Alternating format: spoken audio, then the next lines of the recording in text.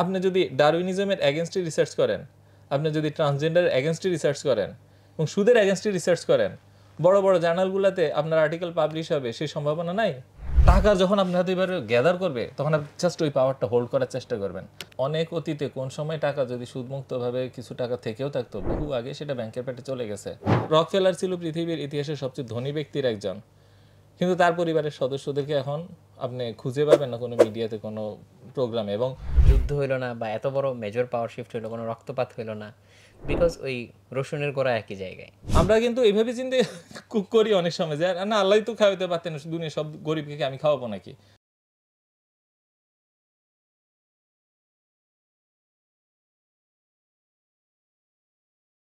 প্রিয় দর্শক, আসসালামু আলাইকুম, স্বাগত জানাচ্ছি গল্পগ্রাফির নতুন পর্বে। আপনারা দেখতেই পাচ্ছেন আজকে আমাদের সাথে আছেন মোহাইমিন পাটোয়ারি ভাইয়া। তো ভাইয়ার অনেকগুলো সুন্দর সুন্দর বই আছে। তো একটা হচ্ছে ব্যাংক ব্যবস্থা এবং টাকার গোপন রহস্য, চমৎকার একটা বই। এছাড়াও আরও অনেক বই আছে, তবে মেইনলি আজকে আসলে ভাইয়ার সাথে আমরা টাকা নিয়েই আলাপ করব। তো এই টাকা নিয়ে যত প্রশ্ন আপনাদের মাথায় আছে সেগুলো আমাদেরকে হচ্ছে কমেন্টেও করতে পারেন, আমরা হয়তো ফলো আপ হিসাবে ভাইয়ের কাছে পৌঁছে দিতে পারি। অলরেডি আপনারা অনেকগুলো প্রশ্ন আমাদের কাছে পাঠিয়েছেন, তো সেই অনুপাতেই আমরা হচ্ছে আজকের আলোচনাটা শুরু করতে যাচ্ছি। ভাইয়া আসসালামু আলাইকুম। ওয়ালাইকুম আসসালাম। কেমন আছেন ভাইয়া? আলহামদুলিল্লাহ। ভাইয়া, ছোটবেলায় সিনেমাতে দেখেছি যে রাজা বাচ্চারা যখন হচ্ছে খুশি হতো, তখন হচ্ছে খুশি হয়ে যে এক থলি মোহর ছুঁড়ে মারতো। তো ওই যে ওই মোহরের মধ্যে থাকতো হচ্ছে স্বর্ণ মুদ্রা বা রৌপ্য মুদ্রা, এরকম জিনিসপাতি। কিন্তু এখন টাকাটা হচ্ছে কাগজের। তো ওই যে স্বর্ণ মুদ্রা আর এখনকার যে টাকা, আসলে এদের মধ্যে পার্থক্যটা কোথায়? এটা আসলো কিভাবে? যে একটা গুরুত্বপূর্ণ প্রশ্ন করেছেন যে রাজারা যে মোহর ছুঁড়ে মারতো আর বর্তমানে আমাদের মন্ত্রী প্রধানমন্ত্রী যেই মানে টাকা ছুঁড়ে মারে, তো এই দুইটার মধ্যে কি আদৌ কোনো তফাৎ আছে কিনা। আচ্ছা, একটা বিষয় কি, অনেকে আমার সাথে এইভাবে আলোচনাটা শুরুই করে যেন একটা জিনিস কাগজ হওয়া মাত্রই খারাপ। আমার কিন্তু বক্তব্য সেটা না যে জাস্ট কাগজ মাত্রই খারাপ। ধরেন এটা তো একটা কাগজ, তাই না? আমি কি বলছি যে এটা খারাপ? না। ব্যাপার হচ্ছে কি যে আমরা যখন টাকাকে বিশ্লেষণ করতে যাই, আমরা না খুব সরলভাবে বিশ্লেষণ করে ফেলতে চাই, এবং এর ফলে কি আমরা ফাঁদে পাড়া দিই। আমাদেরকে জাস্ট বুঝতে হবে যে এই টাকার সার্কুলেশনটা কিভাবে হয়, ক্ষমতাটা কার হাতে, এটা দিয়ে আমাদের আপনার জীবন নিয়ন্ত্রণ করা যায় কিনা। এটা আমি ব্যাখ্যা করবো যে আগের দিনের সোনার সাথে বর্তমান টাকার তফাৎ কি, এবং সত্যিকারে কাগজ দিয়েও কি আসলে সোনার মুদ্রা হয় কিনা। জাস্ট আপনি দেখবেন কাগজ, কিন্তু বাট ইট ইজ গোল্ড মানি, দেখবেন কাগজ। আচ্ছা, এইটা কি? তো জিনিসগুলো তো আসলে ব্যাখ্যা করতে গেলে একটু সময় লেগে যায়। প্রশ্ন করলেন একটা, হয়তো ব্যাখ্যা করে দিচ্ছি একটু বড়। তো যেটাই হোক, শুরুটা যদি করি, সেটা হচ্ছে যে সোনার মুদ্রা আসলে জিনিসটা হচ্ছে কি যে ভারী, সোনা একটা ভারী জিনিস। তো আপনি সোনাটাকে যখন ক্যারি করবেন, তো অনেক সময় যে বড় বড় ট্রানজ্যাকশনগুলোর জন্য, যেমন আপনি কোটি কোটি টাকা ট্রানজ্যাকশনের জন্য সোনা ক্যারি করাটা একটা কি আমাদের জন্য হ্যাসেল। এবং সোনার যে নিরাপত্তা, এটা নিরাপত্তা রক্ষা করাটাও কষ্টকর, কারণ আপনি জানেন যে আপনার ঘরে সোনা রাখলে চুরি হয়ে যেতে পারে, বা আপনার পকেটে সোনা রেখে ঝনঝন করে যাবেন, হ্যাঁ, মানে চোরের কান তো লাগে যে বিড়ালের কানের চেয়েও মানে প্রখর। তো সে কিন্তু আপনাকে ট্র্যাক করবে। সেজন্য আগের দিনে মানুষ কি করতো, যে যাদের একটু বেশি টাকা পয়সা ছিল, তারা এই টাকাগুলোকে দেখা গেল শহরের মাঝখানে একটা সিন্ধুকে বা মন্দিরে বা যেখানে হোক এখানে প্রিজার্ভ করতো, যে এইটা একটা আমাদের যে সেন্ট্রালাইজড আপনার সিকিউরিটি সিস্টেম। বর্তমানে আমরা যেভাবে ব্যাংকে টাকা জমা করি, ঠিক সেইভাবে কি স্বর্ণকারে সিন্ধুকে কেমন সেইভাবে টাকা জমা দিয়ে আসতো, এবং সেখানে লিখিত থাকতো যে ওকে তুমি 10 মোহর দিয়েছো, তুমি 50 মোহর দিয়েছো, তুমি 5000 মোহর দিয়েছো, এগুলা লেখা আছে। তো তখন কি করলো, দেখা গেল যে আপনি আর আমি ডিল করছি, যে আপনি একজন বড় ব্যবসায়ী, আমি একজন বড় ব্যবসায়ী। তো এখন আমি শহরে একবার যাব, 5000 মোহর আনবো, আবার আপনার হাতে দিব, আবার আপনি তো আর এই মোহর ঘরে রাখবেন, আপনি আবার শহরেই যাবেন, আবার ওই সিন্ধুকে রাখবেন। তো তার চেয়ে কি করলাম, কাগজে চেক লিখে দিলাম, ওকে আমি তোমাকে 5000 মোহর পাস করে দিলাম, এই আমার সাইন, বাস আপনার হাতে দিয়ে দিলাম। মানে মালিকানাটা খালি চেঞ্জ হয়ে গেল। হ্যাঁ, কিন্তু মোহরটা ওই একই জায়গায় রয়ে গেল। এই যে আপনার হাতে আমি যে একটা কাগজে সাইন করে চেক পার করে দিলাম, এইটাই টাকা। কেমন? তো একসময় মানুষ বললো যে এতবার সাইন দেওয়ার তো দরকার নাই, আমরা একটা ওপেন চেক বানাই, এই কাগজ যার হাতে সেই হচ্ছে সোনার মালিক। তো তখন কি হলো, আপনার থেকে আমি একটা কিছু কিনবো, আমি এই চেক দিলাম, আপনি আরেকজনের থেকে কিনলেন, এই চেক দিলেন, আরেকজনের থেকে কিনলেন, এই চেক দিলেন, এইভাবে জাস্ট কি কাগজটা হাত বদল হচ্ছে। এইটাই হচ্ছে টাকা। কেমন? এবং এইটাই ছিল মার্কিন ডলার। মার্কিন ডলারে যদি আপনি আগের দিনের নোটগুলো দেখেন, সেখানে দেখবেন কি যে লেখা আছে ইউএস ডলার, তারপর লেখা আছে এটা এত আউন্স সোনা, এই ডলারটা দিলে পাবা। তো তখন কি হতো, ডলার যদি আপনি কোনো ব্যাংকে বা কেন্দ্রীয় ব্যাংকে জমা দিতেন, আপনাকে সোনা দিয়ে দিত। কারণ কি, কারণ সবার সোনাটা ওখানে রক্ষিত আছে, আর ডলারটা হচ্ছে কি এটা চেক। অন্য টাকাও একই জিনিস ছিল, অন্যান্য দেশের টাকাও। তো এই চেকটা দিয়ে আমরা লেনদেন করতাম, বুঝে গেল? হ্যাঁ, তো মানে এটা একটা গোল্ড স্ট্যান্ডার্ড ছিল।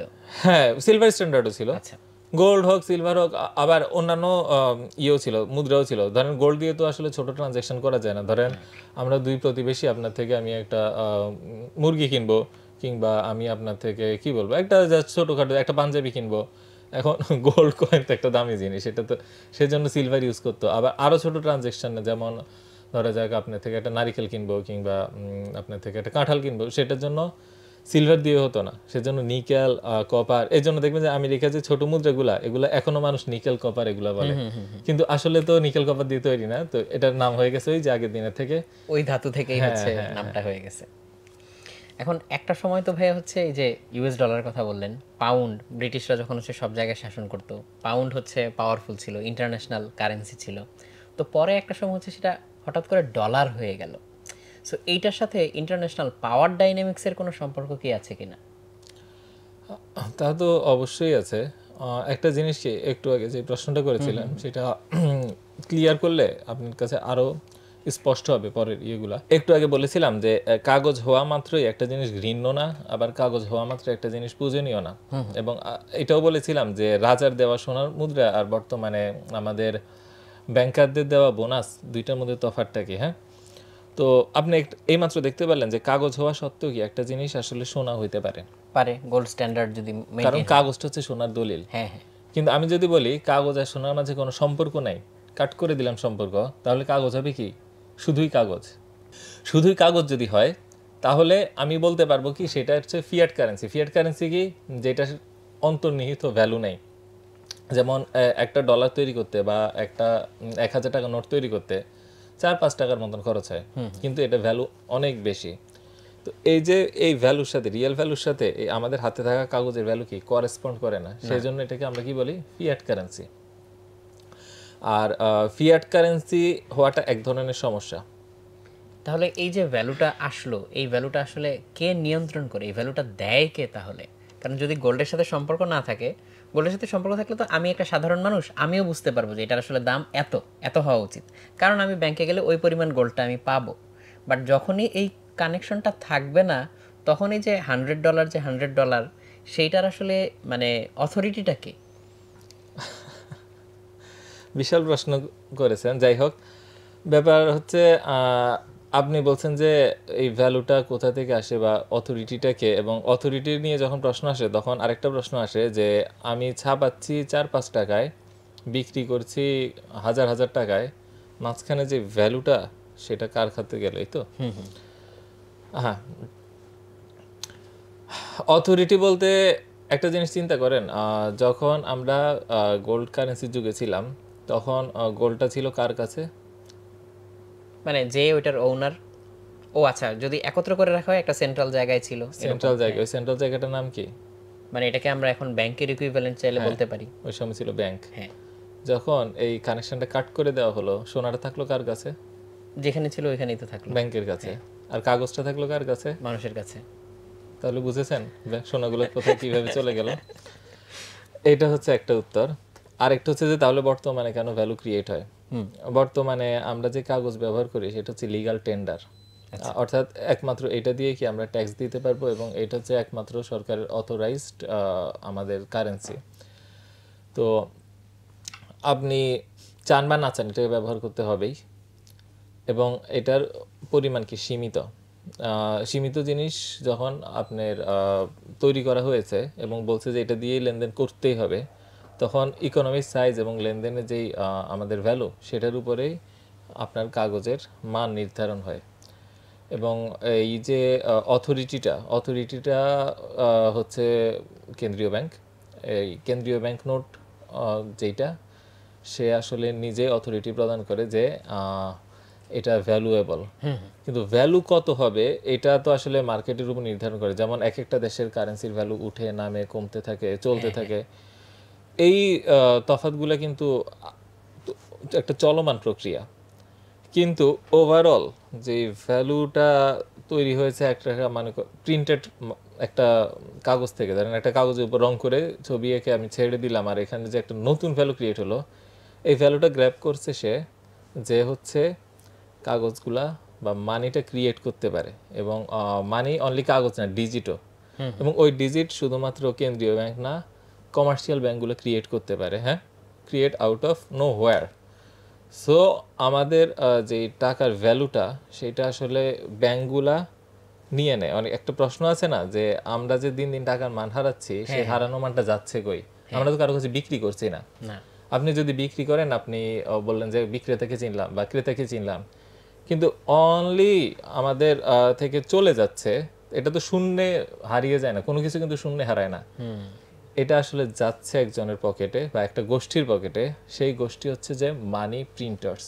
এবং মানি প্রিন্টার্স ওভারঅল হচ্ছে যে আমাদের যে ব্যাংকিং সিস্টেম, সেইটা, এটার মধ্যে দিয়ে নতুন টাকা তৈরি হয় এবং তাদের কাছেই আমাদের টাকার ভ্যালুগুলা চলে যায়। যেহেতু আমরা স্বেচ্ছায় এই ভ্যালু দিচ্ছি না, সেহেতু আমি বলবো এটা ডাকাতি। কারণ আপনি বিক্রি করছেন না, কিন্তু আপনার থেকে কেড়ে নেওয়া হচ্ছে। এমনকি আপনি মনের অজান্তে, আমার তো মনে পৃথিবীর সবচেয়ে নিকৃষ্ট ডাকাতি হচ্ছে সেইটা, যেখানে যার থেকে ডাকাতি করা হচ্ছে সে নিজেও শিওর না যে ডাকাতকে এবং কোথায় কিভাবে কেমনে ডাকাতি হচ্ছে। মানে আমি 500 টাকা নিয়ে আগে বাজারে গেলে যা যা কিনতে পারতাম, এখন তার চেয়ে অনেক কম জিনিস কিনতে পারি। তাহলে টাকাটা এতদিন আমার কাছেই ছিল, আমি কিছুই করি নাই, বাট আমার কাছে ভ্যালুটা কমে গেল। এই ভ্যালুটা আসলে চলে গেল কার কাছে? যে হচ্ছে এই মানি প্রিন্টার্স অথরিটি, তার কাছে চলে গেল। অথরিটি বলতে কি, অথরিটি তো দুই ধরনের। একটা প্রশ্ন আমি করি যে আমরা যখন ব্যাংকের থেকে ঋণ নেই, তখন আমাদের প্রাইম রেট হচ্ছে 12% বা 12% সুদ। আবার ব্যাংকে যখন আমরা টাকা রাখি, তখন সুদের হার হচ্ছে 9%। তার মানে কি মার্জিন কত? 3%। কিন্তু ব্যাংক যতগুলো ঋণ দেয়, তার মধ্যে দেখা যায় কি যে 7 থেকে 8% হচ্ছে ব্যাড ডেট বা ঋণ বিফল যায়। তার মানে ব্যাংক একটা লস মেকিং অথরিটি, তাই না? হ্যাঁ, অবস্থা দৃষ্টি তো তাই মনে হচ্ছে। তাছাড়া ব্যাংকের যে কর্মচারীর বেতন আছে, বিজ্ঞাপন আছে, বাড়ি ভাড়া আছে, সব কস্ট আছে। 100 টাকা এত কস্ট হিসেবে 3 টাকা এমনিতেই পড়ে। হ্যাঁ হ্যাঁ, আর তার উপর ঋণ বিফলে যাচ্ছে, সবাই তো ঋণ ফেরত দিতে পারে না, দেউলিয়া হয়, কিছু লস তো হয়। কিন্তু তাহলে ও লাভটা করে কোথায়? এইটাই তো প্রশ্ন। এই প্রশ্নের সাথে জড়িত যে আমাদের যে টাকাটা তৈরি করছে কে এবং আমাদের টাকার মান যাচ্ছে কোথায়। আমরা কোন জিনিসকে মূল্যায়ন করি বেশি জানেন? যে জিনিসটা দুর্লভ, যে জিনিসটা দুর্লভ সেটারই মূল্য বেশি। পৃথিবীতে কোন জিনিসটা ছাড়া আমরা বাঁচতে পারবো না? একটা হচ্ছে বাতাস, হ্যাঁ হ্যাঁ, আরেকটা হচ্ছে কি আলো, তারপরে আসে পানি, তাই না? এগুলোর কিন্তু কোনো মূল্য নেই। কেন? কারণ অ্যাবান্ডেন্ট। অ্যাবান্ডেন্ট। আবার আপনি সবচেয়ে মূল্যবান ধাতুকে বললেন প্লাটিনাম, হীরা। প্লাটিনাম আর হীরা না থাকলে আপনার আর আমার জীবনে তেমন কোনো ক্ষতি হতো না, এখন যেমন আছি তেমনই থাকতাম। কিন্তু এগুলোকে এত মূল্যায়ন করি কেন? কারণ এগুলার পরিমাণ কম। ইভেন ডায়মন্ড তো সিনথেসাইজ করা যায়। ওইটার মূল্য নেই। আবার মুক্তা, মুক্তা থাকলে কি না থাকলে কি, পৃথিবীতে কিছু আসে যায় না, কিন্তু ওইটাই মূল্যবান। অথচ দেখেন টাকার ব্যাপারটাও ঠিক সেরকম। টাকা যত কম থাকবে সেটা তত মূল্যবান, এবং টাকা যত বেশি হবে সেটার মূল্য তত কমবে। তার মানে আমরা টাকার ভ্যালু হারাচ্ছি, মানে টাকার পরিমাণ নিশ্চয়ই বাড়ছে। সেই টাকাটা কিভাবে বাড়ছে? আপনি বলতে পারেন যে কেন্দ্রীয় ব্যাংক ছাপাচ্ছে, তো ছাপে আসছে কিভাবে আপনার হাতে? সে কি হেলিকপ্টার দিয়ে সারা শহরের? তো এইখানে হচ্ছে কি যে মূল ফোকাসটা, যে মানে টাকা কি কাগজের নাকি সোনার, সেটা কিন্তু গুরুত্বপূর্ণ না। আমি আমি আপনি কি মনে করেন যে আজকে কাগজের জায়গায় যদি আমি সোনা আনি, বাংলাদেশের অর্থব্যবস্থা বদলায় যাবে? জাস্ট কাগজ কেটে সোনা লিখে দিবেন, বিশ্বাস করেন? বর্তমানে এই টাকা দিয়ে সুদ নিচ্ছে কে? সুদী প্রতিষ্ঠানগুলো। এর ফলে কি হয়? যে আপনার আমার টাকা ধীরে ধীরে তাদের হাতেই চলে যাচ্ছে, তাই না? মনে করেন যে সমাজে টাকা আছে 10,000 কোটি, এর মধ্যে 5,000 কোটি ব্যাংকগুলোর কাছে। জানেন মাত্র 10% ইন্টারেস্ট রেটে 5,000 কোটি থেকে 10,000 কোটি হতে কত বছর লাগে? কত বছর? 7 বছর। তার মানে বর্তমানে যদি অর্ধেক টাকা তাদের হাতে থাকে, 7 বছরে সব টাকাই তাদের। আচ্ছা ধরা যাক বর্তমানে তাদের হাতে আছে 2,500 কোটি টাকা, মাত্র 14 বছরে হয়ে যাবে 10,000 কোটি, যদি জাস্ট ইন্টারেস্টে ধরে রাখতে পারে।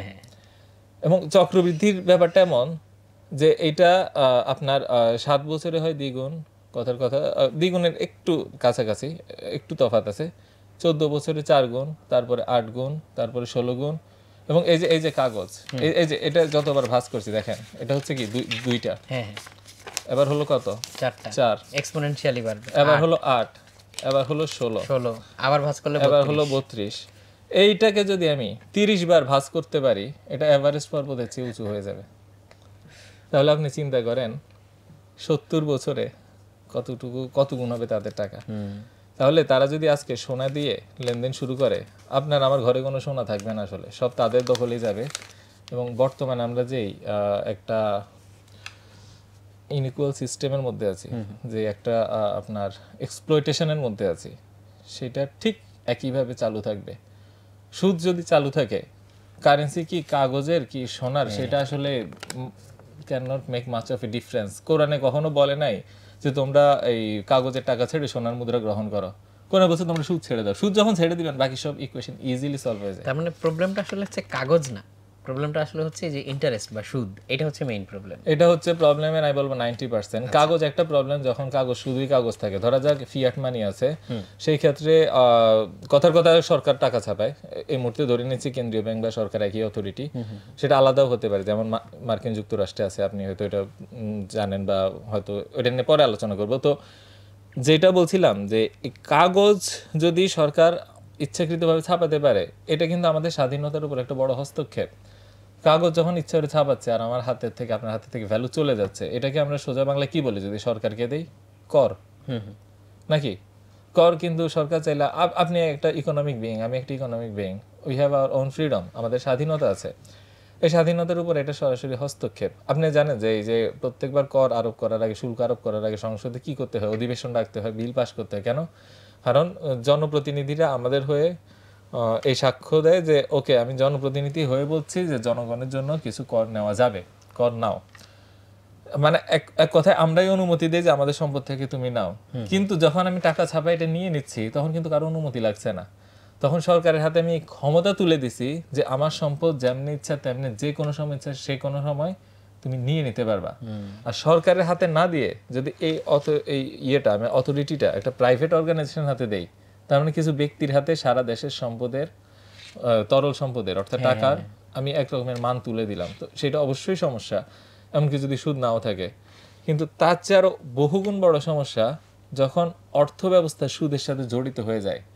তখন আসলে পৃথিবীর কোনো ওষুধ দিয়ে বলা যায় কি যে কাজ হবে না, এই এক্সপ্লয়টেশন থেকে আপনি বের হতে পারবেন না। তো আপনি কখনো কল্পনা করেছেন যে আসলে আমাদের সমাজটা কিরকম হবে যখন প্রত্যেকটা টাকা সুদের সাথে জড়িত হয়ে যাবে, বা আদৌ ওটা হয়ে গেছে কিনা? সবগুলো টাকা সুদের সাথে জড়িত হয়ে গেছে কিনা সেটার জন্য বুঝতে হবে যে আসলে আমাদের টাকাটা তৈরি হচ্ছে কিভাবে, টাকা মানি ক্রিয়েশন প্রসেসটা বুঝতে হবে। প্রথমে বলেছি আমি যে প্রাইভেট ব্যাংকগুলা, সেগুলো যেই হারে সুদ দিচ্ছে, যেই হারে নিচ্ছে, ইকুয়েশন ওয়াইজ দে আর লস মেকিং বিজনেস, কিন্তু বাস্তবে তা না। আপনি যদি তাদের প্রফিট দেখেন, প্রফিট ব্যালেন্স শিট দেখেন, আপনার ইনকাম স্টেটমেন্ট দেখেন, দেখবেন যে ইন্টারেস্ট থেকে তাদের সবচেয়ে বেশি প্রফিট আসছে। কিন্তু আমরা যেই মার্জিনের কথা বলছি, যে খরচের কথা বলছি, হিসেবে তো প্রফিটই আসার কথা না। তার মানে তারা নতুন টাকা ফ্র্যাকশনাল রিজার্ভ সিস্টেমের মধ্যে দিয়ে তৈরি করে মার্কেটে ছাড়তে পারে। দেখেন, এটা একটা মানি ক্রিয়েশন প্রসেস। কিন্তু তারা যে নতুন টাকা তৈরি করে ছাড়ছে, সেটা কি সুদ ভিত্তিক? তাই তো? তারা তো আমাদেরকে কি বলে, কর্জে হাসানা দিচ্ছে না বা দান খরচ করছে না। কখনো দেখবেন না যে ব্যাংকের সামনে ফকির দাঁড়ায় আছে লাইন ধরে এই ক্যাশ কাউন্টারে এবং বলছে নাও তোমরা একটু টাকা নাও, নতুন টাকা ছাপাইছি আমরা কিছু। হ্যাঁ, কেন্দ্রীয় ব্যাংকেও দেখবেন না, আপনাদের অফিসের কাছেই তো কেন্দ্রীয় ব্যাংক। কখনো দেখবেন না যে সেখান থেকে কি আমরা অনুদান পাই? দেয় না। কেন্দ্রীয় ব্যাংক টাকা ছাপায়, সরকারকে ঋণ পর্যন্ত দেয়, যে বাংলাদেশ সরকারকে ঋণ দেয়। বাংলাদেশ সরকারের যে সঞ্চয়পত্র সেটা কিনে, সেটা কি ঋণ? এটা সুদযুক্ত ঋণ, তাই তো? আবার কেন্দ্রীয় ব্যাংক অন্যান্য প্রাইভেট ব্যাংকেও ঋণ দেয়, সেটাও সুদযুক্ত। আবার প্রাইভেট ব্যাংক যখন মানি ক্রিয়েট করে, তখন সে যেটা ছাড়ে সেটাও কি সুদযুক্ত। তার মানে কোনো মানি ক্রিয়েটই হচ্ছে না যে সুদ ছাড়া। তাই তো? একটা টাকা আপনি দেখাইতে পারবেন না যেটার সাথে কোনো প্রকার সুদ জড়িত নেই। অনেকে বলে যে ওকে, বিদেশ থেকে যখন রেমিটেন্স পাঠায়, তখন যদি তার বিপরীতে টাকা তৈরি করি, সেইটা হয়তো সুদ মুক্ত। কিন্তু বিদেশ থেকে রেমিটেন্স যে ডলারটা পাঠায়, সেই ডলারটাই তো সুদের দলীয়। ব্যাপার হচ্ছে যে হোল সিস্টেমে যে মানি ক্রিয়েট হচ্ছে, সেটা পুরাটাই সুদ ভিত্তিক। এবং অনেক অতীতে কোন সময় টাকা যদি সুদমুক্তভাবে কিছু টাকা থেকেও থাকতো, বহু আগে সেটা ব্যাংকের পেটে চলে গেছে। আপনি চিন্তা করেন বর্তমানে যদি 10,000 কোটি টাকা ব্যাংকের ঋণ হয়, প্রতি বছরে 1,000 কোটি টাকা তার উপর সুদ, এবং এটা চক্রবৃদ্ধি হারে, এবং নতুন যত টাকা তৈরি হচ্ছে তার সবগুলোর সাথে সুদ জড়িত। তাহলে এমন কোনো টাকা কি পাবেন যে এটা সুদমুক্ত? এখন তো ব্যাপার হচ্ছে কি, আমরা প্রায় বলি যে আসলে এরকম সিস্টেমের মধ্যে আসলে আমরা কি দেখব। একটা কথা কি জানেন, আমাদের বিশ্বাসের মধ্যে না আসলে দ্বৈততা আছে। আমরা এক মুখে বলি আল্লাহ আমাদের জন্য ভালোটা করছে হালাল, খারাপটা করছে হারাম, কিন্তু যখন আমরা সুদের বিষয়ে আসি তখন আর বলি না, সুদ ছাড়া তো দুনিয়া চলবে না, সুদ ছাড়া তো আসলে বর্তমানে কোনো সিস্টেম নাই, ইত্যাদি ইত্যাদি। কিন্তু এই জিনিসটা মানতে চাই না, আল্লাহ আমাদের জন্য তাই হারাম করছে যেটা খারাপ। আপনি যদি পৃথিবীর মানে বলা যায় কি যে সবচেয়ে জ্ঞানী মানুষদের নাম বলবেন, আপনি হয়তো বলবেন যে হযরত মুহাম্মদ সাল্লাল্লাহু আলাইহি সাল্লাম। উনি কি সুদকে পছন্দ করছে? আরেকজন জ্ঞানী মানুষের নাম বলেন, হয়তো বলবেন খিজির আলাইহিস সালাম, মুসা আলাইহিস সালাম, লোকমান। এরা কেউই কিন্তু সুদকে পছন্দ করে নাই। এমনকি আপনি কি জানেন যে এই গ্রিক দার্শনিক আপনার এই অ্যারিস্টটল, প্লেটো, এরাও সুদের বিরুদ্ধে কথা বলেছে, এরা সুদকে ঘৃণা করে গেছে। কিন্তু আপনি এসে বললেন যে ওকে, আল্লাহ যা বলার বলছে আমি সুদকে হালাল করে দেই, তারপরে এরকম একটা অর্থনীতিতে আমাদেরকে ছেড়ে দিচ্ছেন। আপনি কি মনে করেন এটা কোনো খারাপ প্রভাব আছে? ডেফিনেটলি খারাপ প্রভাব থাকবে। কি সেটা?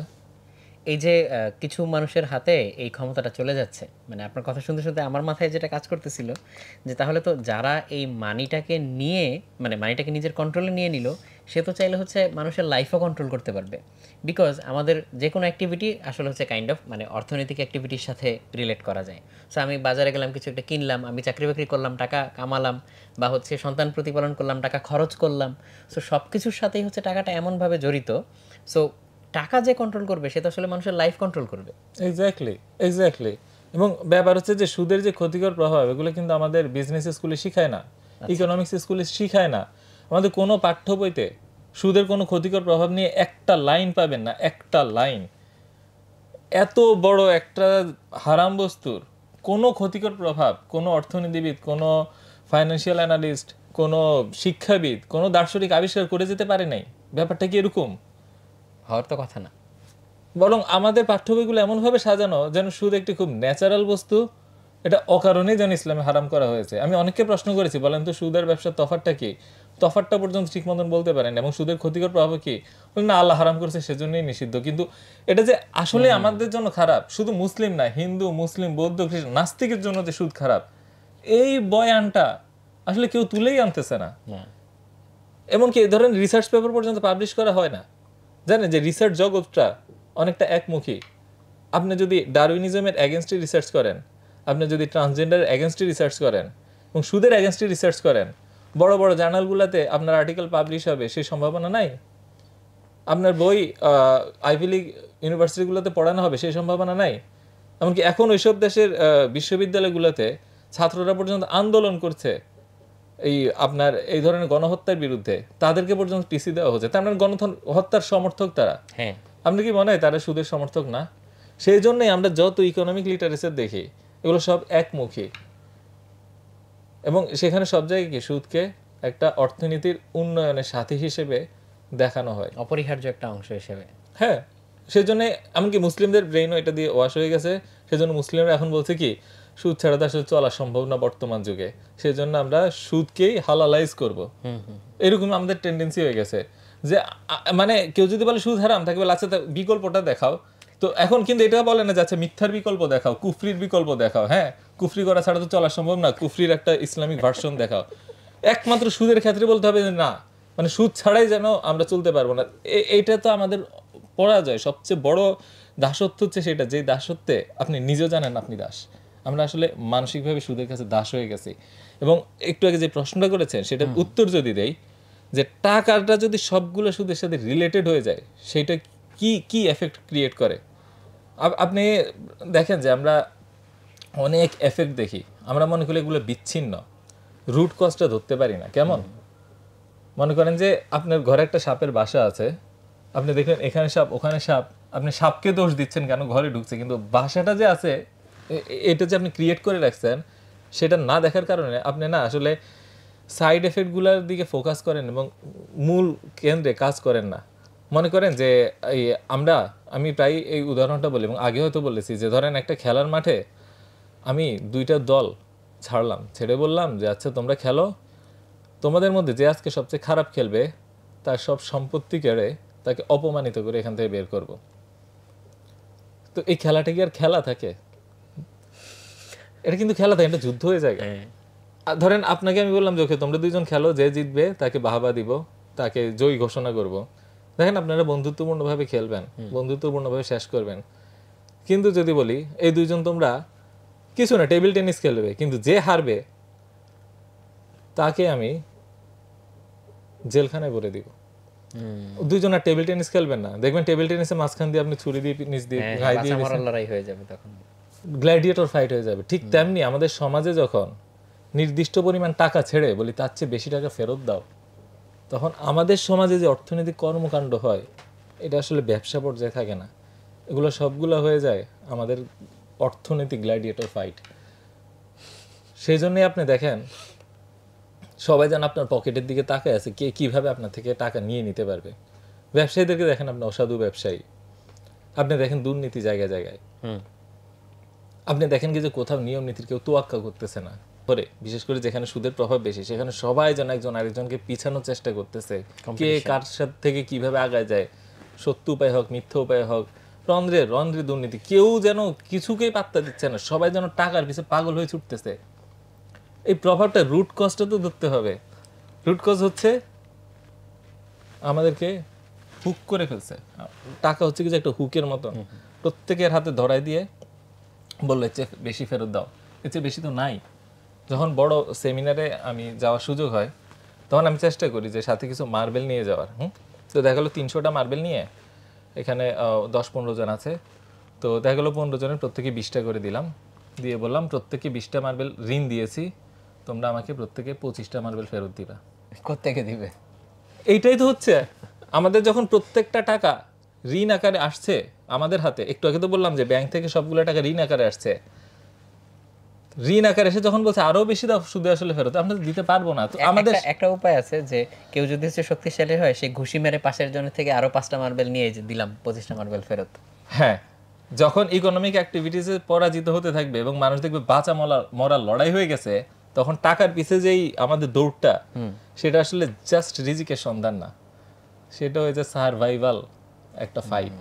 এবং সেই ফাইটটাই আপনি দেখেন, সেই জন্যই বলেন যে মানে আমি যেন কিসের মধ্যে আছি, শান্তি নেই, আমি শান্তি নেই। হ্যাঁ, কেন শান্তি নেই? কারণ এই ফাইটটার মধ্যে ব্যবসায়ীরা দেখতেছে, এই জন্য ব্যবসায়ীগুলো খুনাখুনি মারামারি। এই সুদকে বন্ধ করে দেন, দেখেন পুরো সিস্টেমটা কেমনভাবে বদলা যায়। এবং তার চেয়ে বড় অ্যান্সারটা কি, যেটা হয়তো এরপরে ন্যাচারালি মানে বল গড়াইতে গড়াইতে যেই দিকে যায়, সেটা হচ্ছে আপনি যখন সুদের ইয়েটা করতে থাকেন, চক্রটা চালাতে থাকেন, আপনার হাতে মানি গ্যাদার করতে থাকে। যারা সুদের কেন্দ্র এদের হাতে কি মানি গ্যাদার করতে থাকে, তাই না? কিছু জিনিস আছে সাইজে যত বড় হয় সেটা তত বেশি গ্যাদার করে চক্রবৃদ্ধি হারে। যেমন আপনাকে যদি বলে জাকাত কি, জাকাত হচ্ছে কি যে আপনার যত অর্থ থাকবে সেখান থেকে আপনি কিছু দিয়ে দিবেন, তাই তো? তার চেয়ে খারাপ কি আপনি জাকাত দিবেন না, যে অর্থ আছে সেটা কি হোল্ড করে ধরে রাখবেন, যে আমার যা অর্থ আছে আমি সঞ্চয় করে হোল্ড করে আমি এখানে স্তূপ করে রেখে দিছি। সেটা হচ্ছে জাকাত অস্বীকারী। হ্যাঁ, তাদের বিরুদ্ধে সাহাবীরা যুদ্ধ পর্যন্ত করছে। তার চেয়ে খারাপ কি, আমার যেহেতু এই সম্পদ আছে আমাকে আরো বেশি করে দিতে হবে, এটাই হচ্ছে সুদ। জাস্ট জাকাতের বিপরীতটা, মানে এক্স্যাক্টলি পোলার অপোজিট। পোলার অপোজিট। আমার যেহেতু টাকা আছে আমাকে আরো টাকা বাড়াই দিবা, এটা হচ্ছে আমার নিয়ম, এবং আমি কোনো রিস্কও নিব না।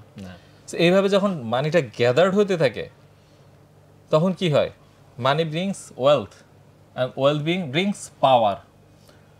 এবং এই পাওয়ার গেমটা কিভাবে কাজ করে, মনে করেন যে আমার হাতে 5 কোটি টাকা আছে বা 5,000 কোটি টাকা আছে, আপনি আমাদের বাসার সামনে দাঁড়ান, কিন্তু আপনি আমার কথা পাত্তা দিচ্ছেন না, আপনার উপর আমার কোনো কন্ট্রোল নাই, ওই টাকা কিন্তু আমার ওইভাবে ভ্যালু ক্রিয়েট করে না, তাই না? ধরা যাক আমার হাতে অনেকগুলা শুকনো পাতা আছে, এই পাতা দিয়ে কিন্তু আমি আপনাদের কাউকে নিয়ন্ত্রণ করতে পারবো না, এই গেমটা মজা হয় না। এবং আমি কিন্তু যখন দেখতেছি এই পরিমাণ টাকা আমার হাতে আসতেছে এবং সমাজে আমি এবার ইনফ্লুয়েন্স ক্রিয়েট করতে পারি, দেন আমার টার্গেট কিন্তু আসলে একসময় টাকার অভাব থাকে না। একসময় কিছু মানুষ আছে যে টাকার জন্য ছুটে টাকার জন্য বাঁচে, কারণ তার এটা অভাব আছে। আর কিছু মানুষের জন্য টাকা এনাফ হয়ে গেছে, দেন ইটস হোয়াট পাওয়ার। এবং সে চায় যে মানুষকে কন্ট্রোল করতে, একটা ফেরাউনিক পাওয়ার যে বলে না, সে ফেরাউন কি করতো, মানুষকে কন্ট্রোল করতে চাইতো। এবং এবং কেউ তার বিরুদ্ধে কিছু বলা ছিল না, ফেরাউন বলতে আমি গড, ওকে, মানে অপোজিশন করবেন যে ওই পাওয়ারটা কিন্তু নাই। এইটাই হচ্ছে মানুষের একদম বেসিক ভিতরের ইনস্টিংক্ট। এবং টাকা যখন আপনি হাতে এবারে গ্যাদার করবে তখন আপনি জাস্ট ওই পাওয়ারটা হোল্ড করার চেষ্টা করবেন। সেই জন্যই দেখবেন যে তারা আসলে যেই মূলত যারা মানি মাস্টার্স যারা, এবং যারা যে মানি যে হোল্ড করতেছে এবং যারা এই সুদের মধ্যে দিয়ে পুরো ব্যবস্থাটা সাজাচ্ছে, তারা এই মানিটা দিয়ে পাওয়ার এক্সার্ট করার চেষ্টা করে।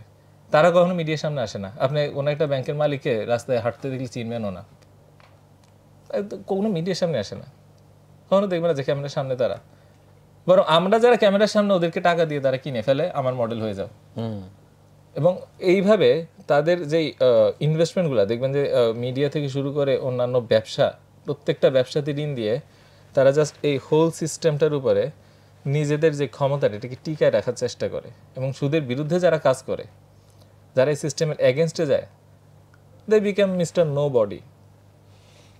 ভাই এই কথাটা যেহেতু তুললেনি, মানে যেই কথাটা শোনা যায় যে এই যে বড় বড় ব্যাংকগুলো বা হচ্ছে ওয়ার্ল্ড ওয়াইড এই মানি মাস্টার্স বা মানি মেকার্স যারা যারা কন্ট্রোল করে, এটা হচ্ছে মানে অল্প কিছু ফিউ ফ্যামিলিজ এই জিনিসটা হচ্ছে কন্ট্রোল করে। হ্যাঁ, এটা একটা গুরুত্বপূর্ণ প্রশ্ন যে আসলে ওই ফিউ ফ্যামিলিজ কি এবং ওদের ভ্যালুসগুলো কি। এবং দেখেন, আপনার প্রশ্নের উত্তর দিব এবং আগের প্রশ্নের সাথে রিলেট করব। দেখেন, আমরা কিন্তু অনেক ইস্যু দেখি আমাদের সমাজে যেগুলোর আমরা কোনো ভ্যালু খুঁজে পাই না, কিন্তু যেগুলো আমাদের উপর প্রেস করা হয়। এই যেমন transgender issue, we are fighting against it, whole people. মানে বাংলাদেশে যদি আপনি সার্ভে নেন, কেউ কিন্তু এটা পক্ষে পাবেন না, একেবারে সামান্য শহরের অতি উচ্চ পর্যায়ে দুই একটা জায়গা ছাড়া। আবার আপনাকে যদি বলি যে feminism issue, most people won't support it, even many women wouldn't. তারপরে আপনাকে যদি বলি আরও বিভিন্ন ইস্যু, যেমন লিবারালিজম ইস্যু, হ্যাঁ, তারপরে আপনার যে ফ্রি সেক্স, এগুলো কিন্তু আসলে এমন না যে আমরা চাইছি তারপর হয়ে গেছে। আমাদের উপর কিন্তু ধীরে ধীরে এডুকেশনের মধ্যে দিয়ে, মিডিয়ার মধ্যে দিয়ে পুশ করা হয়েছে। কেন? কারা করছে? এবং এগুলোর পিছিয়ে যে যদি শক্তিগুলো দেখতেন, তাহলে কিন্তু দেখতেন যে কিছু অর্গানাইজেশনের নাম চলে আসছে। এবং ওই অর্গানাইজেশনের পিছিয়ে যদি পাওয়ারটাকে দেখতেন, তাহলে দেখতেন কিছু ফ্যামিলির নাম চলে আসছে। যেমন রকফেলার ফ্যামিলি। Who's Rockefeller? বর্তমানে অনেকে রকফেলারের নাম জানে না।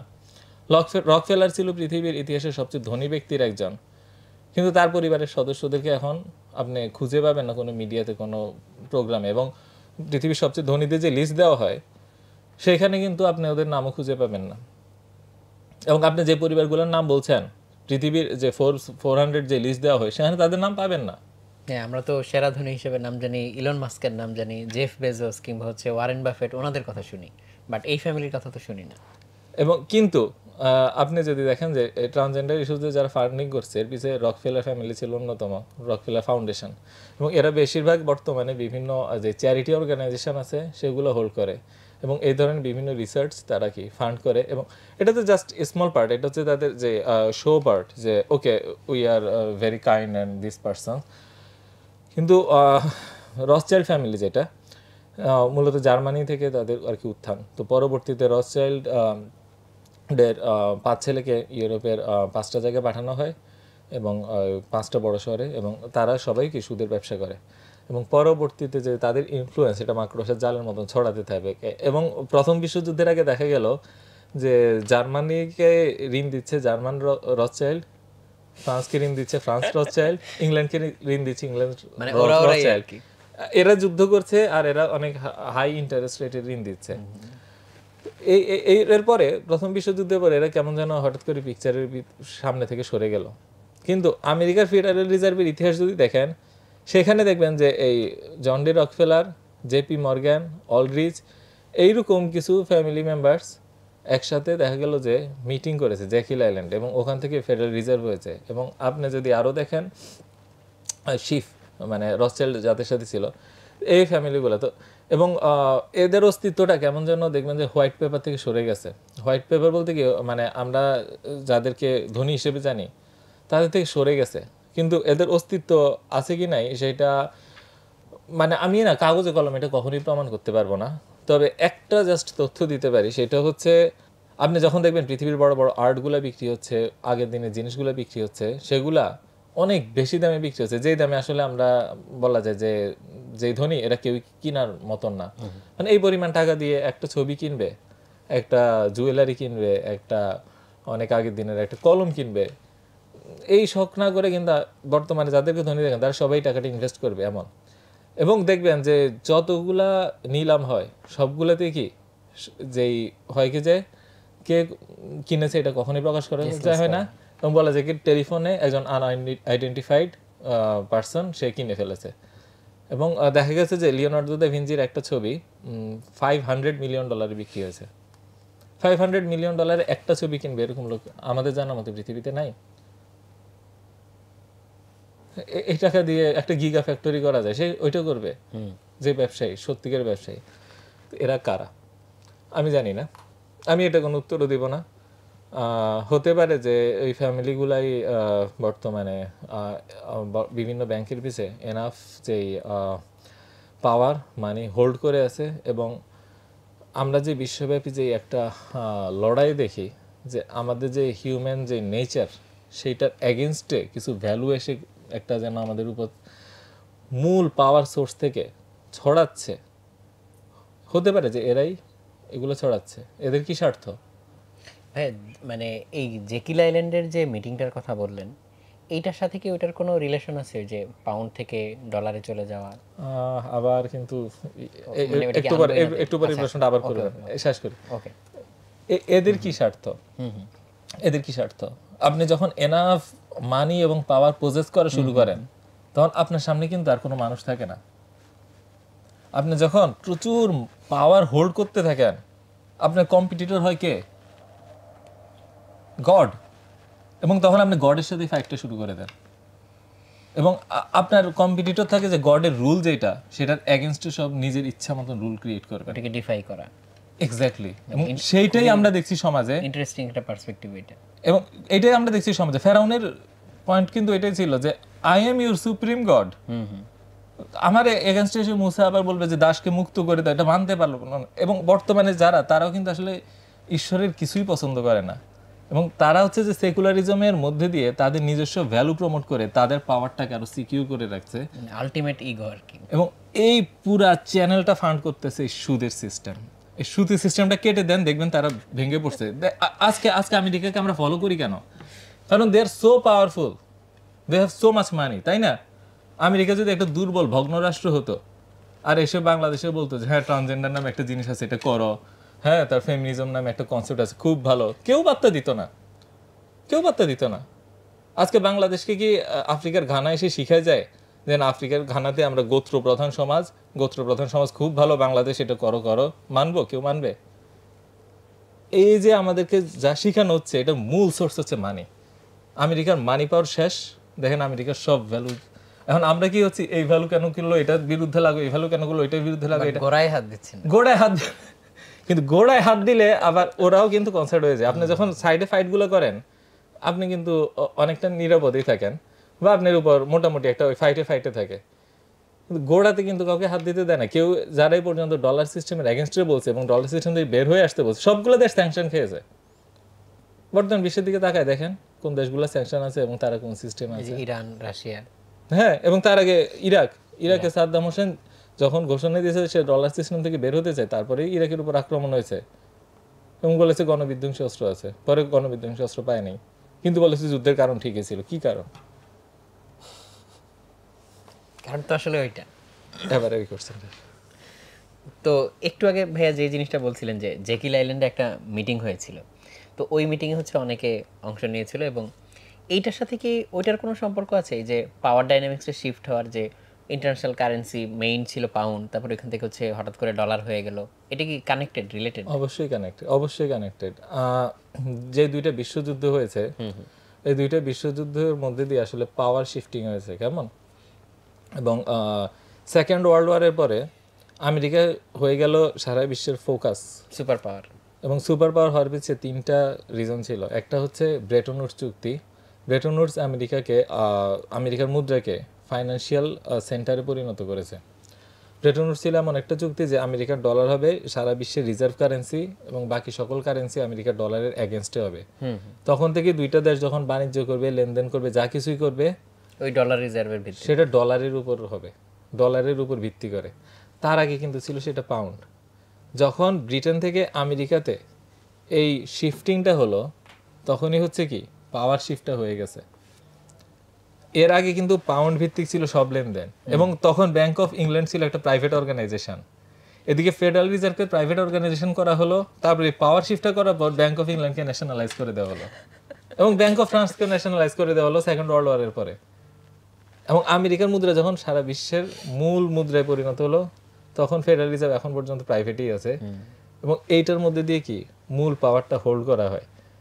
সেই জন্যই আসলে ব্রিটেন থেকে আমেরিকার পাওয়ারের শিফটিংটা আসলে একই পাওয়ারের হাতেই ক্ষমতার আসলে হেডকোয়ার্টার বদল। ধরেন আপনাদের হেডকোয়ার্টার যদি আজকে মতিঝিল থেকে নিয়ে গুলশানে নেন, আপনাদের নিজেদের মধ্যে কি যুদ্ধ হবে?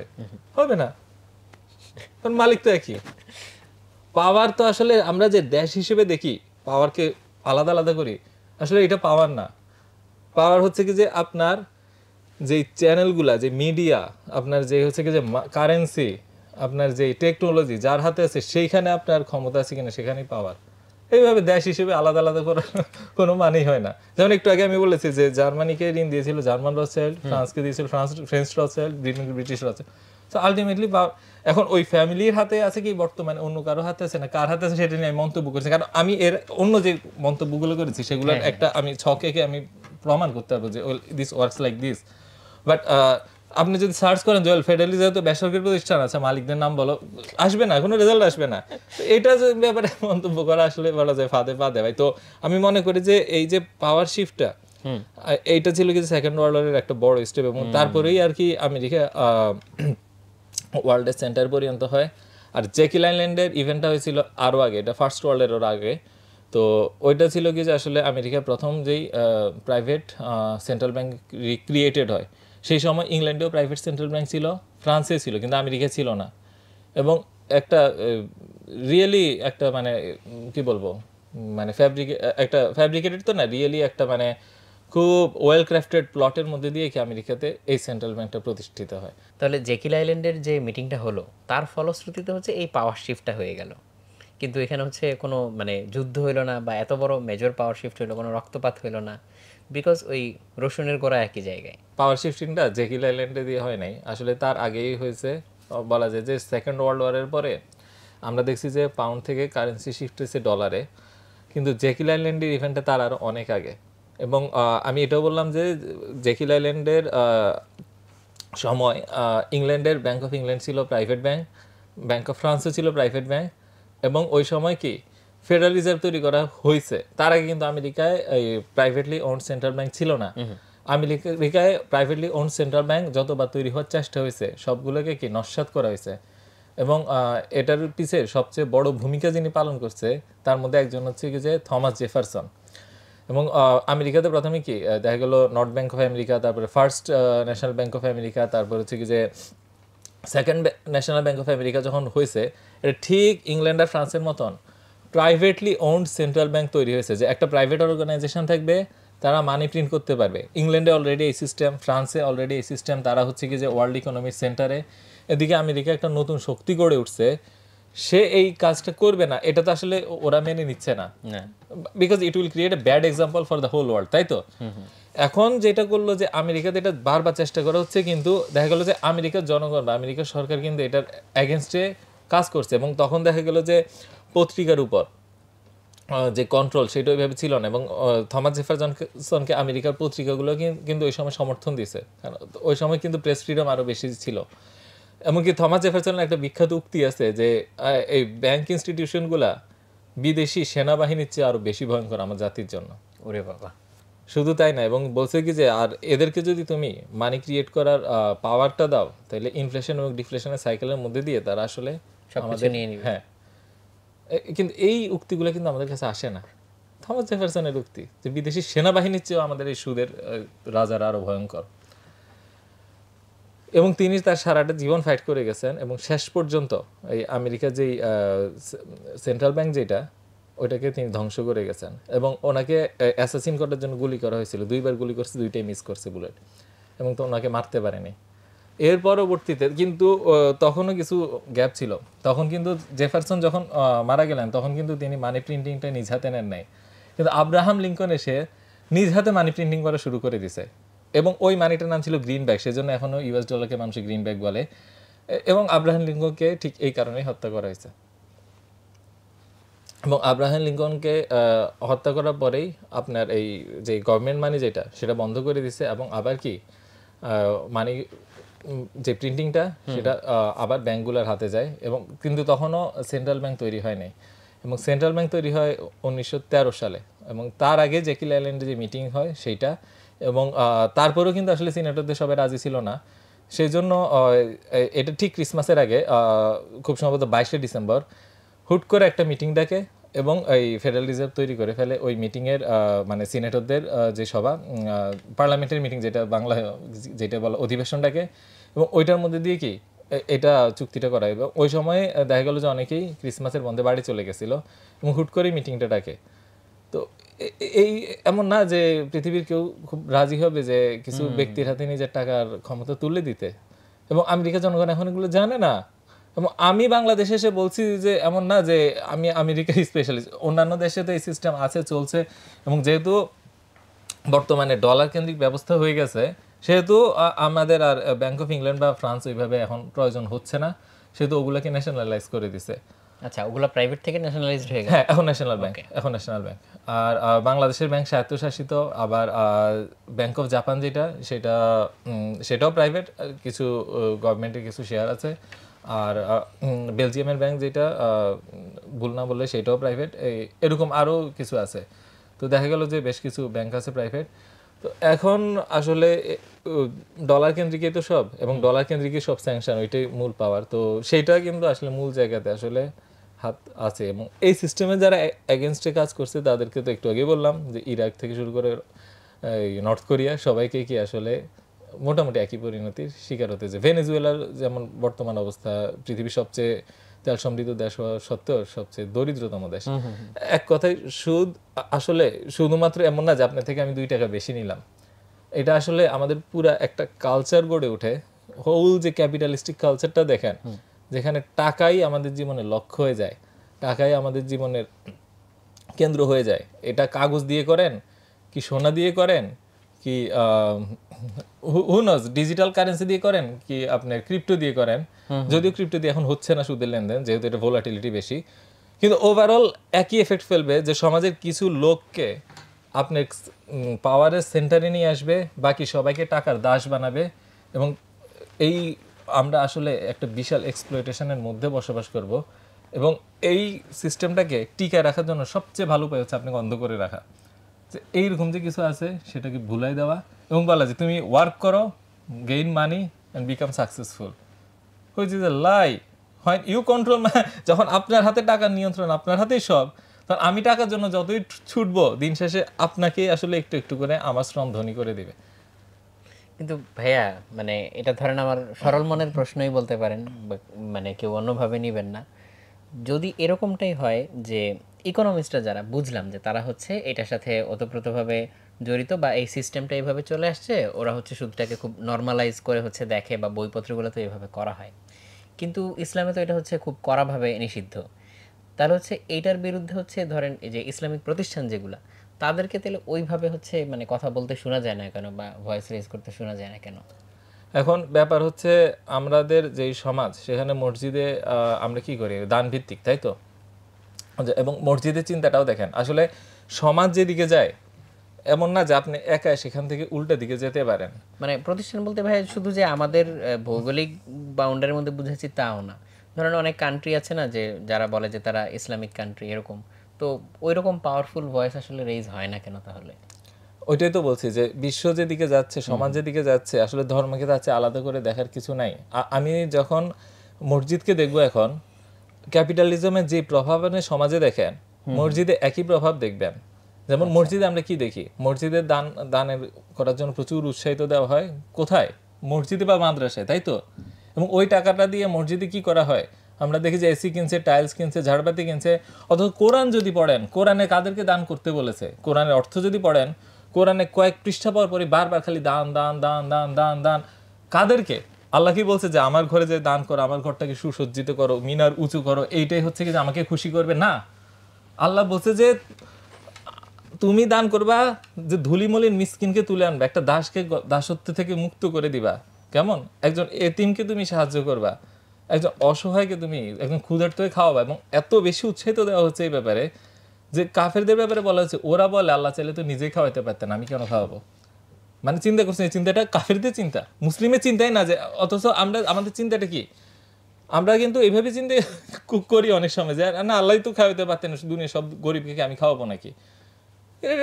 মুসলিমদের চিন্তা না। এমনকি সূরা মাউনে বলছে যে মানে যাদের ব্যাপারে ইয়ে করেছে যে মানে তুমি কি দেখো না যে আলাইতালা জি বিদ্দিন ফাজালি কালে ইয়াতিম, হ্যাঁ, যে মানে যারা উদাসীন নামাজের ব্যাপারে, তারপরে হচ্ছে কি যে এতিমকে গলা ধাক্কা দেয় এবং ওই মিসকিনদেরকে কি খাওয়াইতে উৎসাহিত করেন। দেখছেন? বলেন না যে মিসকিনদের খাওয়ায় না, খাওয়াইতে উৎসাহিত করবেন না, নিরুৎসাহিত করবেন।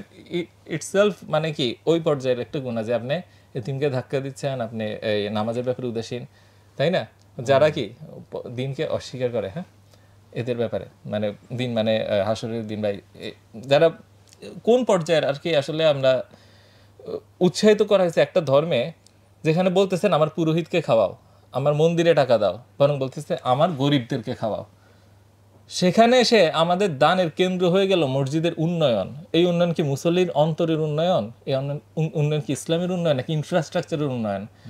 আজকে যদি আপনি রাসূলের একটা নিদর্শন দেখতে চান, দেখতে পারবেন না। না রাসূলের প্রাসাদ দেখতে পারবেন, না রাসূলের হাতে তৈরি করে বিরাট কোনো মন্দির বা গম্বুজ, মন্দির তো না, মসজিদ বা গম্বুজ দেখতে পারবেন, না হযরত আবু বকরের প্রাসাদ দেখতে পারবেন, না হযরত ওমরের। কিন্তু তাদের আইডিয়াগুলো আমাদের মাঝে আছে, কারণ তারা মানুষ করে গেছে, মানুষকে উন্নয়ন করে গেছে, সমাজকে উন্নয়ন করে গেছে। আর আজকে আমরা মানুষ সমাজ না, আমরা ইনফ্রাস্ট্রাকচারকে উন্নয়ন করি। ঠিক যে কাজটা ফেরাউন করছে, ফেরাউন ঠিক এই কাজটা করছে। সে তার কোনো আইডিয়া রেখে যেতে পারে নাই, কিন্তু ইনফ্রাস্ট্রাকচার রেখে যেতে পারছে। আর আজকে আমরা যা করছি 100 বছর পরে আমাদের পরবর্তী পুরুষে এসে বলবে এরা এগুলো শুধু বানায় গেছে আর সমাজটাকে শেষ করে গেছে। আমাদের পুরা সমাজটা যখন সুদ ভিত্তিক হয়ে যায়, আমরা ক্যাপিটালিস্টিক চিন্তা মসজিদের ভিতরে নিয়ে আসি এবং ওই চিন্তাটাকে ফান্ড করার জন্য কাদের টাকা প্রয়োজন? যাদের হাতে টাকা আছে, এবং তারা সব কি ভিত্তিক? সুদ ভিত্তিক। তো কেমনি সুদের বিরুদ্ধে বয়ান হবে? আপনি তো ধর্মকে আমাদের থেকে আর সমাজ থেকে আলাদা করতে পারবেন না, আমরা সবাই মিলেই তো। ওই চিন্তাটা ঠিকই মসজিদে ঢুকছে এবং কোরআন যেভাবে শিখাইছে তার থেকে বিকৃত হয়ে গেছে আমাদের চিন্তা। সেই জন্যই দেখি মসজিদের এসি চলতে থাকে আর বাহিরে এই আদম সন্তান না খেয়ে হাত পেতে থাকে। আপনার কি মনে হয় হযরত ওমর রাদিয়াল্লাহু আনহু এগুলো দেখলে মানতে পারতো?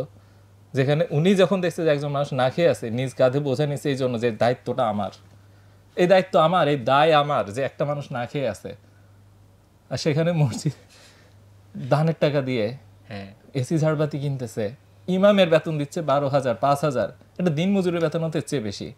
কেমনি ইসলামের উন্নয়ন হবে? উন্নয়ন তো হচ্ছে একটা ইনফ্রাস্ট্রাকচারের উন্নয়ন, তো হচ্ছে সিমেন্ট কোম্পানির, রড কোম্পানির, টাইলস কোম্পানির, ঝাড়বাতিওয়ালার। এটা ইসলামের উন্নয়ন না। ইসলামের উন্নয়ন কি কখনো এই জন্য পিছিয়ে ছিল যে মসজিদ সুন্দর হয় নাই? রাসূল সাল্লাল্লাহু আলাইহি ওয়াসাল্লামের একটা হাদিস আছে যেখানে বলতেছিল আমি চাইলে তো পাহাড়কেও সোনা করে দিত আল্লাহ। উনি কিন্তু এটা চাই নাই, কারণ এটা দরকার নাই। আমরা কি চাইতাম যে হ্যাঁ আমার সোনার পাহাড় লাগবে, এটা কিনবো, ওইটা কিনবো, সারা দুনিয়ার ইসলাম প্রচার করে দিব আমার টাকা খরচ করতে করতে। রাসূল বলছে না, আমি আল্লাহর কাছে কখনো চাই নাই যে আল্লাহ ধন সম্পদ দাও, এটা দিয়ে আমি কিনে কিনে মুসলিম বানাই ফেলবো মানুষকে। উনি কি দোয়া করছেন? উনি ওনার উম্মতদের জন্য দোয়া করছেন, কল্যাণের জন্য দোয়া করছেন। সেইটা আমাদের এখন লক্ষ্য না। আমাদের লক্ষ্য কি? ঠিক সেইটা যেটা সুদী প্রতিষ্ঠানগুলা, যেটা সুদী সিস্টেমগুলো আমাদেরকে শিখাইছে। হ্যাঁ, মানে ওই যে শুরুতে যে শো অফের প্রতিযোগিতার কথা বলছিলেন, এটা আসলে এইখানেও প্রকটভাবে আসলে দেখা যাচ্ছে। এবার লাস্ট, তাহলে ভাই একদম আমরা যেহেতু সময়ের শেষ প্রান্তে চলে এসেছি, শেষ করার আগে যদি জানতে চাই যে হাইপোথেটিক্যাল সিনারিও যদি আমরা এরকম চিন্তা করি যে না সুদ নাই, কোথাও কোনো সুদ নাই, আমরা হচ্ছে এই সুদী অর্থব্যবস্থা থেকে ধরা যাক বের হয়ে আসলাম, তাহলে হচ্ছে পৃথিবীটা কেমন হইতো বা ইকোনমিক সিস্টেমটা বা বিশ্বটা আসলে কেমন দেখতাম আমরা? এটা কি ইসলাম সহ নাকি ইসলাম ছাড়া? হ্যাঁ, যে ইসলামে যেরকম একদম সুদের কোনো ব্যাপার নাই, সো এইভাবে যদি আমরা চিন্তা করি। কিছুদিন আগে একজন বলল এই যে আমরা চারপাশে এত উন্নয়ন দেখতেছি, ইসলাম আসলে আমরা আরো বেশি উন্নয়ন দেখব। কিন্তু দেখেন আমাদের ফ্রেমওয়ার্কটা পর্যন্ত ক্যাপিটালিস্ট হয়ে গেছে এবং মানে ওইটাই পাইতে চাই যেটা ক্যাপিটালিজম দিয়ে পাচ্ছি। ইসলামের যখন আমি একটা অর্থমন্ত্রী হব, আমি যখন মুসলিম দেশের প্রধান হব, তখন আমার টার্গেট থাকবে এই না যে আমরা আসলে অতীতে যা করছি সেই জিনিসটা আরো বেশি বেশি করে করব। কিন্তু ইসলাম আমাদের কি দিবে সেটা কিন্তু জানা গুরুত্বপূর্ণ। একটা জিনিস দেখেন, ইসলাম আমাদের সম্পদের নিরাপত্তা দিবে। বর্তমানে আমরা যেরকম দেখি যে এর সম্পদ ও খাচ্ছে, এর সম্পদ ও দখল করছে, এখানে হচ্ছে কি যে আপনি বাইরে সাইকেলটা রাখলে, আপনার মোটরসাইকেল রাখলে চিন্তা পড়ে যান জিনিসটা আছে কি নাই। এই চিন্তাটা থেকে আপনি মুক্ত হয়ে যাবেন, কেউ কারো সম্পদ দখল করবে না। এবং এই যে জমি দখল, যখন আপনি জমি দখল করবেন, বিশেষ করে এতিমের জমি দখল, যে সমাজে তো এতিমই দুর্বল, তখন কোরআনে বলছে সেটা যেন তুমি আগুন ভক্ষণ করছো। এবং ইসলামে এও বলছে যে নিজের সম্পত্তি রক্ষার জন্য যে লড়াই করে মরে সে যেন শহীদি মৃত্যু অর্জন করলো। এইরকম একটা সমাজ যখন হবে তখন কিন্তু আপনি রাতের ঘুমের এই টেনশনটা থাকবে না যে আমার বাড়ির সামনে গরুটাকে চুরি করলো কি সাইকেলকে চুরি করলো। আজকে আপনি এখানে আসছেন, হয়তো নিচে কিছু একটা রেখে আসছেন বা ঘরে কিছু একটা রেখে আসছেন, আপনি কিন্তু ওই চিন্তা থেকে মুক্ত হইতে পারেন নাই। ইসলাম যদি আসে আমাদের সমাজ বা যে সমাজে, সে এমন একটা সমাজ ব্যবস্থা দিবে যেখানে সম্পত্তির নিরাপত্তা থাকবে। দ্বিতীয়ত, ইসলাম যে জিনিসটা দিবে সেটা হচ্ছে ক্ষুধামুক্ত একটা বিশ্ব। কারণ কোরআনে বারবার কি খাওয়াইতে উৎসাহিত করা হয়েছে। এবং ইসলামের ফান্ডামেন্টাল যে পাঁচটা পিলের উপর দাঁড়ায়, তার মধ্যে একটা হচ্ছে জাকাত। এই জাকাত শুধুমাত্র ওই টাকার উপর না বা সোনার উপর না, আপনার ব্যবসা মাল, ধরা যাক আপনি ব্যবসায়ী, আপনার দোকানে যে ইনভেন্টরি ওটার উপর জাকাত দিবেন। এবং আপনি যে কৃষক হন তাহলে আপনি ফসলের উপর জাকাত দিবেন। এবং আপনার যদি চড়ানো গরু থাকে, কেমন যেটা প্রকৃতি থেকে বড় হচ্ছে, গরু মহিষ ছাগল, সেগুলোর উপরও জাকাত দিতে হয় একেবারে। তো তাহলে আপনি চিন্তা করেন, বাংলাদেশে ওই একটা সমীক্ষায় দেখেছি যে মানে 33 লক্ষ টন খুব সম্ভবত যে ফসল উৎপন্ন হয়, এটার অর্ধেকের লোকও যদি জাকাতযোগ্য হয় আর তারা এই ফসলের 20 ভাগের 1 ভাগ জাকাত দেয়, দেশে খাদ্য অভাবই তো থাকবে না আমার মতে। আর যখন টাকাটা জায়গা দিবে, টাকার অভাব থাকবে না। ওষুধ কোম্পানিগুলা যখন ফার্মেসিগুলা ওষুধ জায়গা দিবে, আর তো মানুষ হাত পাইতে পাইতে ঘুরবে না যে আমার ওষুধ কিনতে টাকা প্রয়োজন। কখনো কি এরকম হয় নাই যে আপনি ফার্মেসিতে একজন লোক এসে বললো যে আমি অত্যন্ত দরিদ্র, আমার এই পরিবারে মারা যাচ্ছে, আমার কিছু ওষুধ প্রয়োজন, সেটার জন্যই তো জাকাত। এবং আপনি যখন ঋণ নিয়ে সৎ মানুষ হওয়া সত্ত্বেও অভাবে পড়ে যান, আপনাকে সে বেইল আউট করে দিবে, এটাই তো জাকাত, যে ঋণীকে কি মুক্ত করো। তাহলে আপনি চিন্তা করছেন, আপনি জন্মাইলেন একটা মানুষ হয়ে এবং আপনি মৃত্যু পর্যন্ত আপনার খাওয়া নিয়ে কোনো টেনশন নেই যে আপনি না খেয়ে থাকতে হবে। এমনকি যেই ব্যক্তি ক্ষুধার্ত অবস্থায় একবেলা খাওয়ার জন্য চুরি করে, তার চুরির উপর ওইভাবে শাস্তি বর্তায় না। এর পরেও, এত কিছুর পরেও যদি আপনি না খেয়ে থাকেন, সেটা শাসকের দায় যে আপনি কেন না খেয়ে আছেন।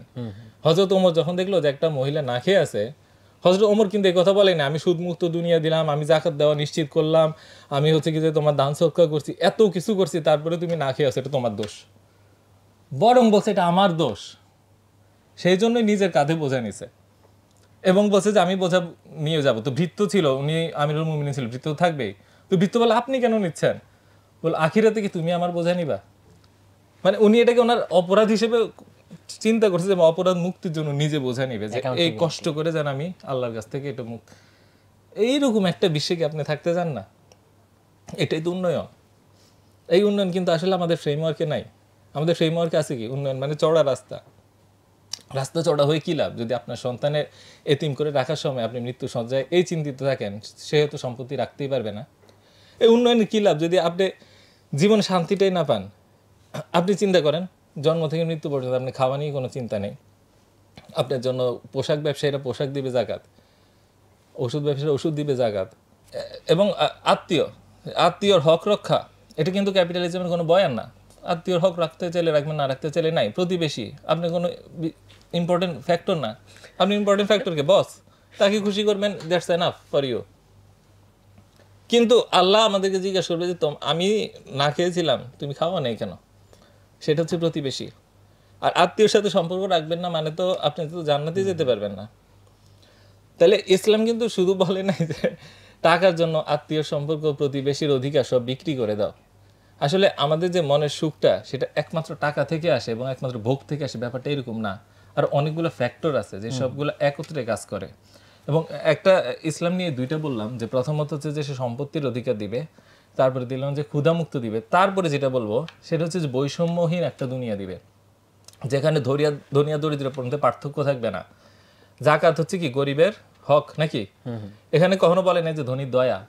তা আপনি চিন্তা করেন আজকে সমাজের সবচেয়ে বড় ধনীরা যদি আপনি গরিব হলে আপনার বাড়িতে এসে এসে খাওয়া পৌঁছায় দেয়, আপনার জীবনটা কি, যে আমি যদি সব হারাই ফেলি মানুষ এসে আমাকে দিয়ে যাবে এবং ওইটা আমার অধিকার। এমন না যে এটা আমার দয়া, আমি লাইন ধরে ধরে মানুষের বাড়ি বাড়ি ঘুরবো না, মানুষ এসে আমাকে দিয়ে যাবে এবং আমি বলবো এটা তো আমার পাও না। বুঝেছেন আপনার সম্পত্তির মানে এখন যে সম্পত্তির ডিস্ট্রিবিউশনটা দেখি, ওই গ্যাপটা দেখি, সেটা তো সুদের কারণে। এটা একদিকে কাট করে দিছি, আর একদিকে বলে দিচ্ছি জাকাত দিতে। তো মানুষের তফাৎটা কি ওইরকম থাকবে? এবং যখন সুদ থাকবে না তখন কি আপনি দেখবেন যে সবাই সবাইকে ঠকানোর চেষ্টা করতেছে, যে মাপ এবং ওজনে কম দেয় ওর বিরুদ্ধে কি কোরআনের আয়াত নাই? আপনি যখন বাজারে যাবেন একটা কিনবেন, আপনার তো টেনশন থাকবে না আমাকে ঠকাই দিল কিনা। আপনি যখন একটা সম্পত্তি কিনে বাসার সামনে ফেলে রাখবেন, আপনার চিন্তা থাকবে না এটা চুরি হয়ে গেল কিনা। আপনার তো এই চিন্তা থাকবে না যে আমার ছেলে আসলে আদৌ সম্পত্তি ধরে রাখতে পারবে কিনা আমি মরার পরে। Just relax. এরপরে আপনার উন্নয়ন তো এমনিই হবে যখন আপনি সমাজের সুযোগ সুবিধা পাবে। আজকে আপনার হাতে মাথায় অনেক ভালো আইডিয়া আছে, কিন্তু সেটাকে ইমপ্লিমেন্ট করতে গেলে দেখেন বড় বড় কোম্পানি ব্যাংকের থেকে বিশাল লোন নিয়ে আপনার আইডিয়াটা চুরি করে এবং তারা আরো বড়ভাবে কাজ করে আপনাকে ফতুর বানায় দেয়। এইভাবে তো ওয়েল ডিস্ট্রিবিউশনটা আসলে ডিস্টর্টেড হয়। আপনার জন্য সমান সুযোগ সুবিধা আছে, আপনার জন্য থাকা খাওয়া নিশ্চয়তা আছে, আপনার জন্য এই স্বাধীনতা আছে যে একজন এসে মানি পাওয়ার দিয়ে আপনার লাইফকে কন্ট্রোল করতে পারবে না। জাস্ট আপনি একটা ফ্রি পারসন, এইটাই ইসলাম দিবে। এই বিষয়টাই আসলে আমাদের স্বপ্ন। অনেক সুন্দরভাবে ভাইয়া বলেছেন জিনিসটা। তা আমার মনে হয় দর্শকরা যারা এতক্ষণ ধরে এই জিনিসগুলো শুনলেন দেখলেন, তাদের অনেকের হয়তো চিন্তার জগতে একটা ছোটোখাটো হলেও একটা মানে নাড়াচাড়া পড়ে যাওয়ার কথা। কারণ এই কথাগুলো এইভাবে আমরা হচ্ছে নর্মালি কিন্তু দৈনন্দিন জীবনে চিন্তা করার আসলে উপলক্ষ পাই না। সো এই প্রশ্নগুলো তৈরি হলে, প্রশ্নগুলো মাথায় আসলে তখন এটা নিয়ে হচ্ছে কথা বলার কিংবা হচ্ছে এই আলোচনাটা করার একটা উপলক্ষ তৈরি হয়। তো আশা করি দর্শক আলোচনাটা এনজয় করেছেন এবং এখান থেকে চিন্তার খোরাক অনেক কিছু পেয়েছেন।